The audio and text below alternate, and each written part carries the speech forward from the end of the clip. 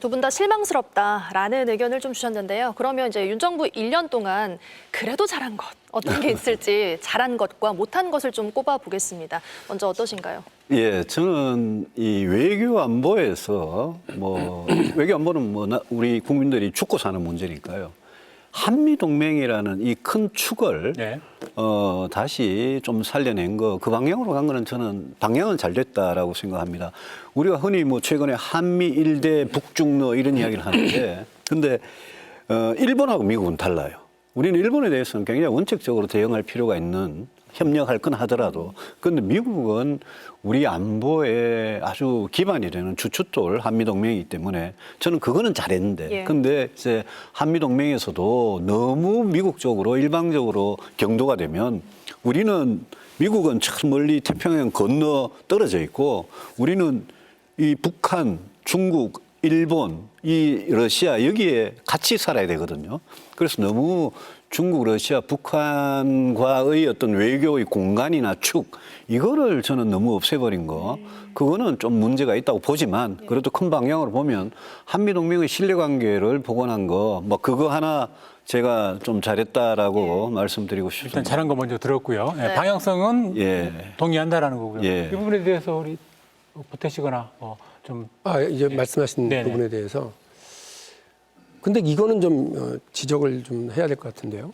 이전의 정부들, 노무현 대통령, 이명박 대통령, 박근혜 대통령, 문재인 대통령, 이 정부가 모자라고 바보여서 이른바 균형 외교의 길을 걸었느냐. 이분들이 뭘 잘 몰라서 전략적 모호성이라고 하는 테두리 안에서 미중 관계에서 움직였을까? 저 그렇지 않다고 생각하거든요. 그때도 다 훌륭한 분들이 판단했고 전략적으로 판단했는데 지금 윤석열 대통령은 거의 빛의 속도로 미국 쪽으로만 붙어서 가는 겁니다. 자, 이제 어떻게 하겠다는 건지. 이 안보, 이 미국으로 붙음으로써 중국과의 불안감이 더 높아졌고 오히려 중국을 통한 북핵 문제였던 지렛대를 우리 스스로 버리는 결과를 낳았죠. 안보상에서 불안이에요. 두 번째로 경제적인 이득과 관련해서도 매우 짚어야 될 부분이 많습니다. 탁 터놓고 말씀드리면 바이든은 우리가 143억 불 투자받았다 자랑하지만 우리는 30억 불조차도 받아오지 못한 이런 기울어진 상황이 있습니다. 윤석열 대통령이 1년 만에 무려 무기 비용만 18조를 구매를 했습니다. 미국에서만. 우리 문재인 대통령 시기 1년 동안 7배에 달하는 무기 구매를 했습니다. 반도체를 육성하겠다고 얘기를 했는데 지금 완전히 반도체는 미국이 만든 반도체 산업법 때문에 뒤통수를 맞았어요. 특히나 SK는 어쩌란 말입니까? 2020년에 다른에 있는 미국 기업인 인텔 공장을 11조나 주고 인수를 했어요. 근데 이런 먹튀가 어디 있습니까? 바로 나가자마자 반도체법 해가지고 중국에는 업그레이드차 못하게 지금 만들었으니 SK는 그쪽 내부 얘기를 들어보면 우리는 미국한테 뒤통수 맞았고 인텔 먹튀 때문에 11조짜리 고철덩어리 산 거다. 이런 자조가 지금 내부에 깔려있단 말이에요. 너무 실리를 못 챙겼다라는. 전혀 이런 얘기를 상하원 합동연설에서 좀 얘기를 하고 미국이 할 말은 하는 그런 대통령이었으면 좋겠다 이런 생각입니다. 가장 잘한 것 부분 방향성에 대해서 이야기를 하셨는데 반론이 너무 좀 길었다는 생각이 좀 듭니다. 네. 아니 저 상당 부분 박 의원님 말씀에 동감합니다. 예. 다만 제가 이야기한 거는 우리 전 정부 이야기를 할 필요는 없는 것 같고 지금 이 시대적인 세계적인 상황에서 저는 한미동맹을 중시하는 방향은 맞는 건데 이제 미국하고 우리 동맹을 하면서 경제적인 실리를 못 챙기고 중국 시장에서 지금 수출이나 이런 게 너무 저조해지고 중국과의 관계가 거리가 생기고 이 부분은 저도 동의를 합니다. 예. 짧게만 하나 더 붙이면요. 중국이 달라져 버린 거예요. 사실은. 생각해 보십시오. 노무현 대통령 때 평택으로 미군 기지를 아예 옮겨버렸잖아요. 그리고 제주도에 군사기지를 만들었잖아요. 중국이 그때 뭐라고 그랬습니까? 한마디도 안 했어요. 근데 2016년에 박근혜 대통령 때 사드 그거 배치를 했는데 중국이 바로 성질 부리지 않습니까? 그래서 한한령 내리고 관광 통제하고 이렇게 나왔습니다. 지금은 저는 완전히 다를 거라고 봐요. 그러니까 중국의 반발을 그냥 가볍게 생각하면 안 될 건데 그러면 중국이 반발했을 때 윤석열 대통령과 이 정부의 카드가 뭐예요? 그게 제일 걱정입니다. 네. 잠시만요. 저희가 원래 잘한 점과 못한 점을 짚어보고 예, 그다음에 예. 이제 외교 쪽으로 넘어가려고 했는데 말이 나온 김에 예, 예. 그럼 외교에 대한 이야기를 좀 먼저 해볼게요. 예. 이제 국정 운영 관련해서 긍정과 부정의 이유 둘 다 외교라고 나왔더라고요. 잘했다고 생각하는 것도 외교, 네, 못했다고 생각하는 것도 외교. 지금 박용진 의원과 또 이제 유승민 전 의원의 의견이 그런 부분에서 지금 나오고 있는 것 같거든요. 어떠신가요? 근데 보통의 나라들은 이 외교 안보라는 게 굉장히 초당적으로 이루어지잖아요. 그래 돼야 되고요. 국익이라는 이름 하에서 국익을 위해서. 네. 그래서 안에서는 싸우더라도 바깥의 외교는 이 초당적으로 하자는 게 이제 보통 하는 이야기인데 저는 그건 상투적인 이야기고 우리나라의 경우는 좀 다르다고 생각합니다. 우리가 왜 다르냐 하면 북한 때문에 북한이라는 이 남북 대치 관계 때문에 이 외교 안보의 문제가 굉장히 진영 논리가 지배를 하는 겁니다. 그래서 저는 늘 보수 정권은 정말 친일이라는 그 프레임에서 제발 벗어나자. 근데 진보 정권도 무슨 종북이다 친북이다 이런 프레임에서 벗어나서 여야가 종북도 아니고 친일도 아닌 그런 어떤 메인스트림이 만약 형성이 된다면 저는 그러면 초당적으로 할 수 있다고 생각해요. 그런데 우리는 외교 안보에 있어서 이념적인 남북 대치 상황이 이념적인 게 굉장히 이렇게 엮여 있다 보니까 이 외교 안보가 초당적으로 안 돼 버리는 거죠.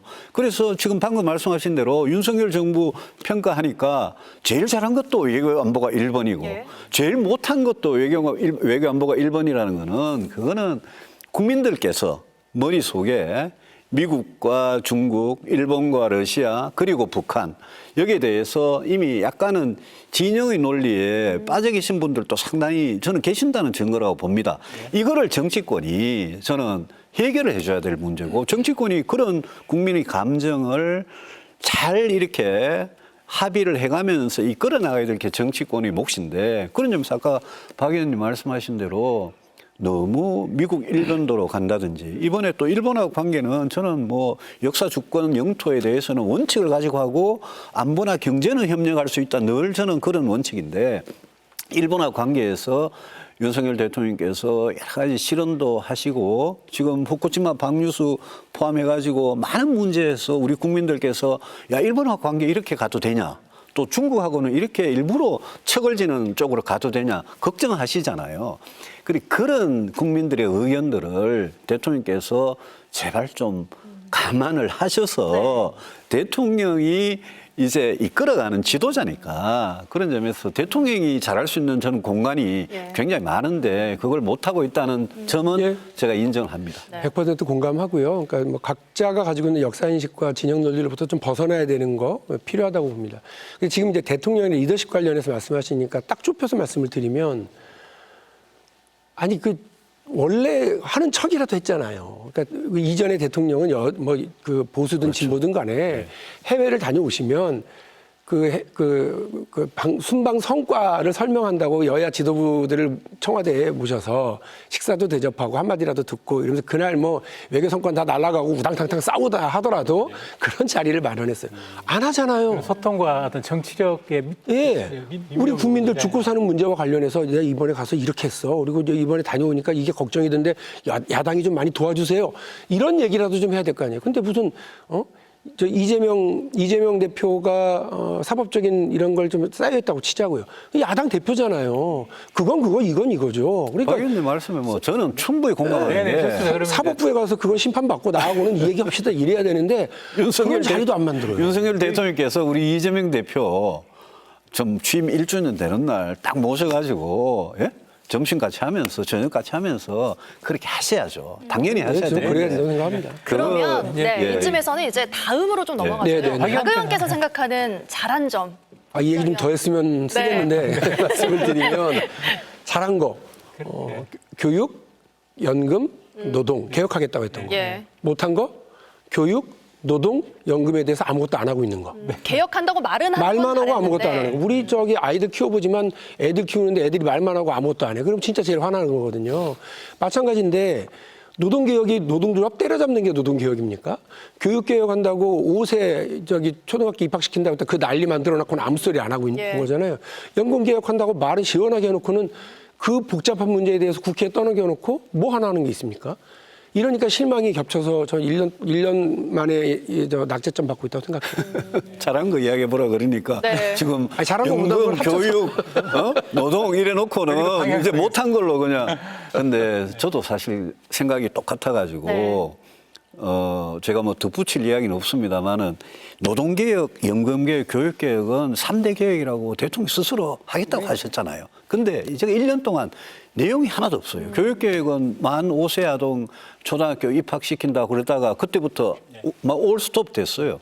노동개혁은 무슨 69시간 그것 때문에 지금 스톱돼 있지만 사실 그전에도 법치를 강조하시는데 검찰총장 출신이라서 근데 노조의 회계 부정 그다음에 뭐 건설 노조의 어떤 건폭이라고 뭐 그러면서 이 또 민주노총이나 이런 불법 행위들 저는 그거는 법대로 하는 거 좋습니다. 근데 선진국이 된 나라들이 노동개혁이라는 거는 이거는 노사정이 머리를 맞대고 진짜 나라 미래 위해서 큰 타협에서 노동에서는 더 유연하게 가면서 사회복지, 사회안전망 쪽은 훨씬 더 튼튼하게 하는 이 합의를 하는 거거든요. 예. 이거 전혀 못 하셨죠.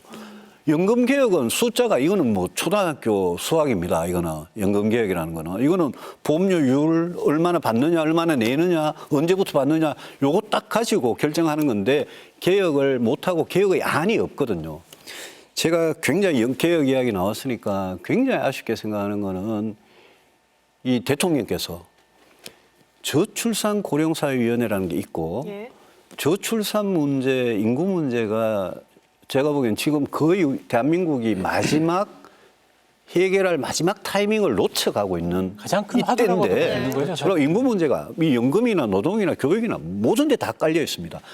저는 솔직히 윤석열 정부가 5년 동안 딱 하나만 하라 그러면 뭘 하겠느냐. 저는 인구 문제, 맞죠? 출산율을 반등시키는 거를 이 정부가 해내면 저는 뭐 다른 모든 업적이 전부 빵점이라도 저는 박수 쳐주겠습니다. 네. 그 정도로 저는 중요한 문제라고 생각하는데 여기에 대해서 제가 보니까 대통령도 그렇고 이 정부 사람들이 아무 생각이 없어요.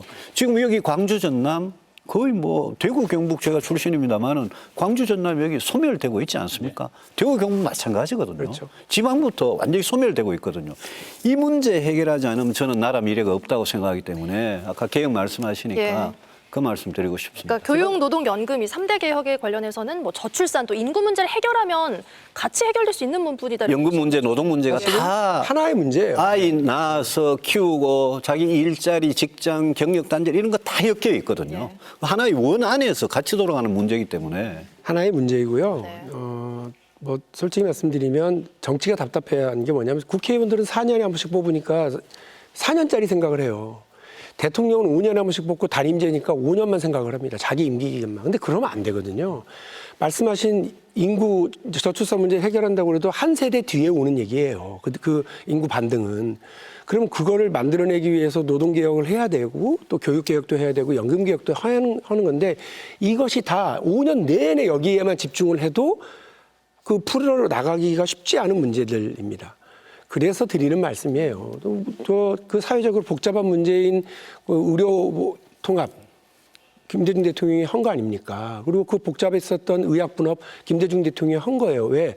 정치적 안정감을 만들어내기 위해서 그 정말 욕을 먹어가면서 DJP 연합 한 거 아닙니까? 근데 그런 욕먹을 각오를 하는 것이 중요한데 욕 안 먹을 눈치만 빨라진 대통령. 그래서 5년짜리도 아니고 그냥 1년, 한 달 이렇게만 살아나가려고 하는 대통령이면 대한민국은 미래 없다고 생각을 해요. 언제 어디서나 내 손 안의 뉴스. 광주 MBC 뉴스 유튜브 구독으로 함께하세요.